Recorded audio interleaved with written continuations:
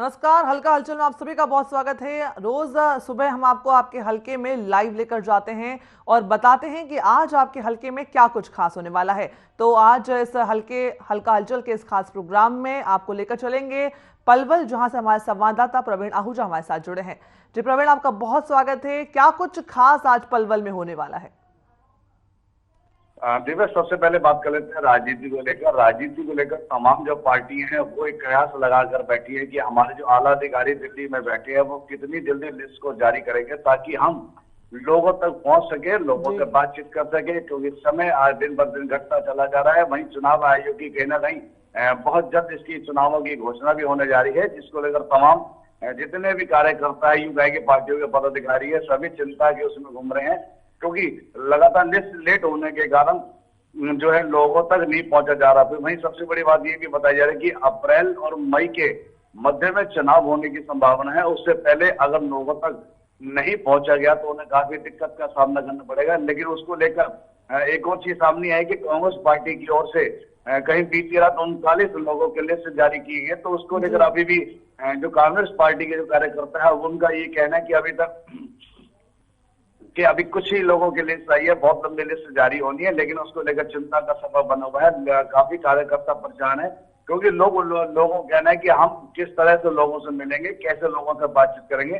तो सबसे बड़ा विषय है कि वहीं आज जो है दिन शनिवार है, शनिवार को लेकर तमाम जो विधायक क्षेत्र है भाजपा पार्टी के, वो तमाम अपने कार्यकर्ताओं के साथ आज लोगों से मुलाकात करेंगे, लोगों से बातचीत कर रहे हैं और लोगों को बताया जा रहा है कि सरकार की ये योजनाएं हैं, सरकार की इस तरह से काम, सरकार ने ये बेहतर कार्य किए, तो उन योजनाओं को आम लोगों तक पहुंचाने का कार्य जो है आज शनिवार और रविवार 2 दिन तक दरबार लगेगा, जिसमें तमाम लोगों की सुनवाई भी होगी और खास करके जो प्रशासनिक अधिकारी है वो भी मौके पर मौजूद रहेंगे, ताकि लोगों की जो समस्या है उनका वहां पर निवारण किया जाए, ताकि लोगों को किसी प्रकार की परेशानी का सामना न करना पड़े।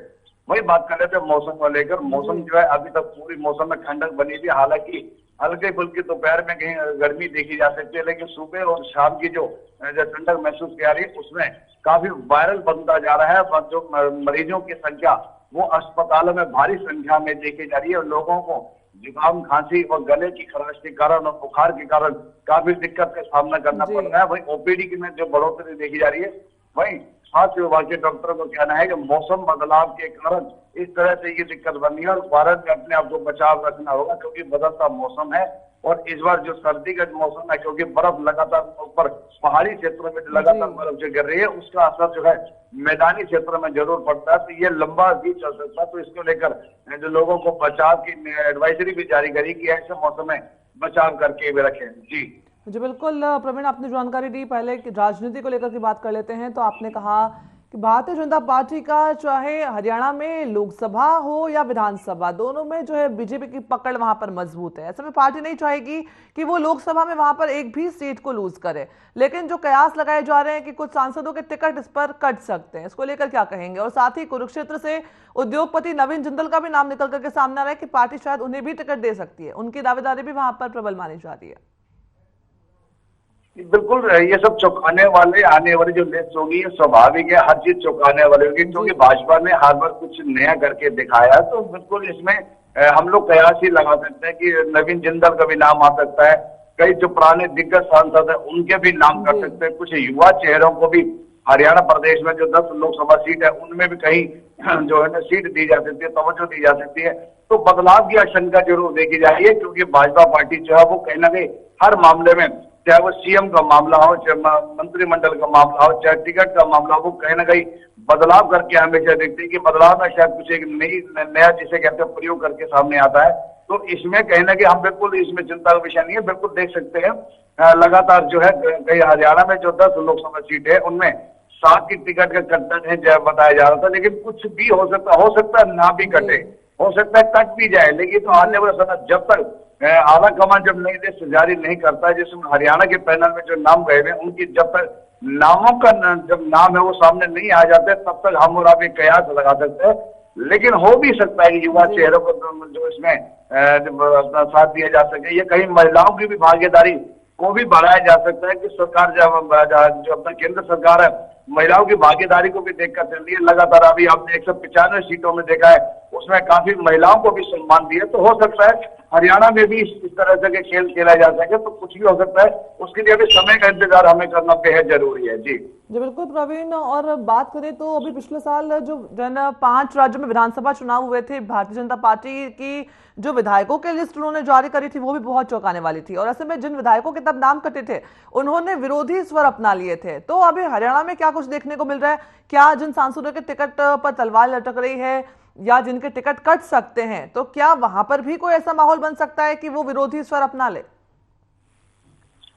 देखिए, सबसे बड़ी बात है, राजनीति में कुछ भी हो सकता है। राजनीति ऐसी चीज है, ना तो इसमें कोई लंबा दुश्मन होता है, ना ही लंबा दोस्त होता है। इसमें कुछ भी हो सकता है। सबसे बड़ी बात है कि जहां अभी पीछे फार्मूला भाजपा ने किया था, उसमें देखा था कि जो विधायक है, जो केंद्रीय सांसद है, उन्हें विधायक की टिकट दे दी गई थी, और जो विधायक है उन्हें आने वाले समय में जो है अपने सांसद के लिए भी लड़ाया जा सकता है।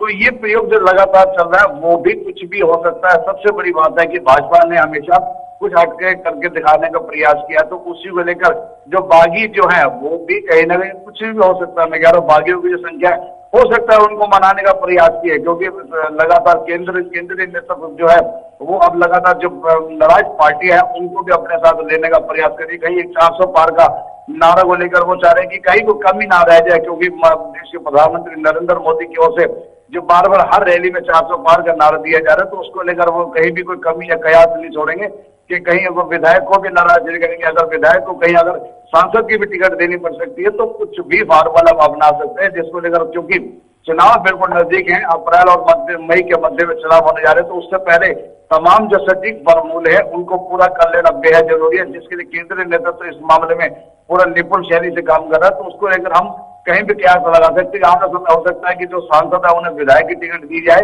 और जो विधायक है उन्हें सांसद की टिकट भी दे सकते हैं, ताकि जीत हासिल करना बेहद जरूरी है। क्योंकि 400 पार का जो नारा दिया है बहुत बड़ा नारा है, और इसको पार करना भी बहुत आसान नहीं है, लेकिन कहीं ना कहीं इसको बनाने के लिए भाजपा सरकार पूरा प्रयास भी करेगी। जी बिल्कुल। साथ ही आपने कहा कि कांग्रेस भी जो है लगातार मंथन कर रही थी और कांग्रेस ने भी जो है लिस्ट जारी कर दी है, तो क्या ऐसे में हरियाणा के कोई उम्मीदवार वहां उस लिस्ट में शामिल है? और हरियाणा के उम्मीदवारों को लेकर के कांग्रेस में क्या जो है रणनीति चल रही है?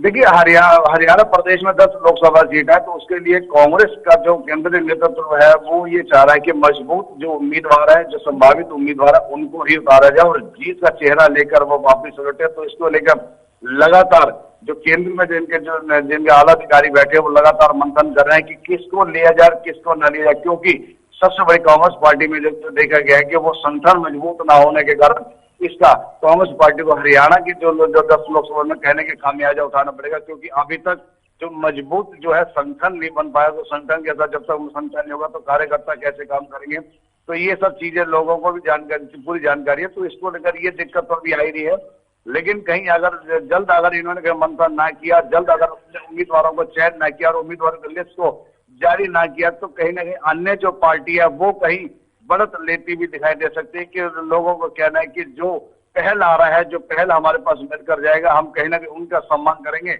और जो देरी हो जाती है, क्योंकि चुनाव में अब समय बहुत कम रह गया है, बहुत जल्द अप्रैल और मई के मध्य में चुनाव होने जा रहे हैं, तो उसको लेकर तमाम जो विपक्ष पार्टी हैं उन्हें भी कहीं ना कहीं मजबूती से काम करना होगा। जितनी जल्द उन्हें अगर अपनी लिस्ट को जारी नहीं किया, तो उन्हें कहीं ना कहीं आने वाले समय में जमीनी स्तर पर कहीं ना कहीं नुकसान उठाना पड़ सकता है। तो उसके लिए कवायद तो जारी है, लेकिन अभी तक लिस्ट पूरी न आने के कारण हरियाणा के लिए जो लिस्ट आनी है वो भी उन पैनल में जो अभी तक कोई नाम है वो नहीं जा चुके हैं।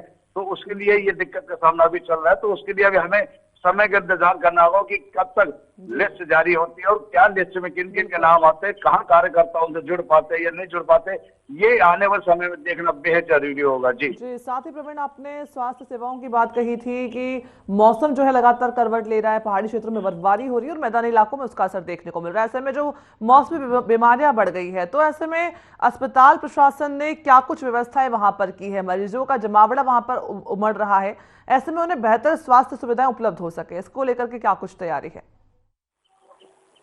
देखिए, मौसम परिवर्तनशील है, स्वाभाविक है, मौसम में काफी बदलाव देखा जा रहा है। सबसे बड़ी बात है कि जो ऊपर जो पहाड़ी क्षेत्र है लगातार बर्फबारी हुई है और बर्फ पिघलने के बाद ये जो चीजें हैं सामने आती है। लगातार अभी भी जो मौसम भी बदला है कि लगातार कई प्रदेशों में ओलावृष्टि भी हुई है, फसल को भी काफी नुकसान हुआ है।